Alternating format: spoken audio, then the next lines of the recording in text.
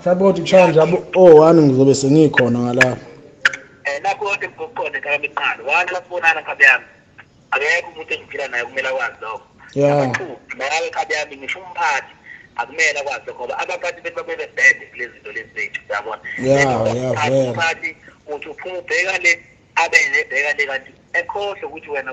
umuntu ofumbathiswe lento futhi into izwa ukuthi yenze yona ezokwenza ukuthi uhleze uhlale usemsizweni sematheni.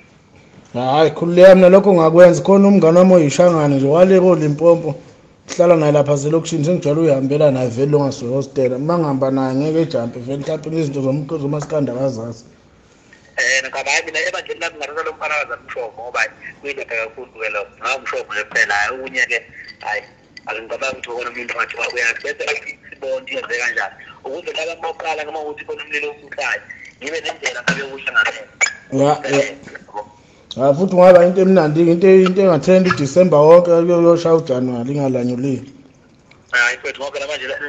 uzobona inkabi yami ukuthi ngizongikhotheza ngempela ngoba inhloso yami mfethu vele ukuthi ngiginqa vele lamasimba lapho uyabo ngoba ngiqeda ngiginqa lamasimba ngiwaqeda kanje ngafufisa selokho manje ngisebenza ngobhube manje kanti kufuneka kabi kube khona ukumkhaba nje uphonde ngisheba ngakho vele ndala yesikhathi into athi uyikhompyutha nomgubu umgube yini le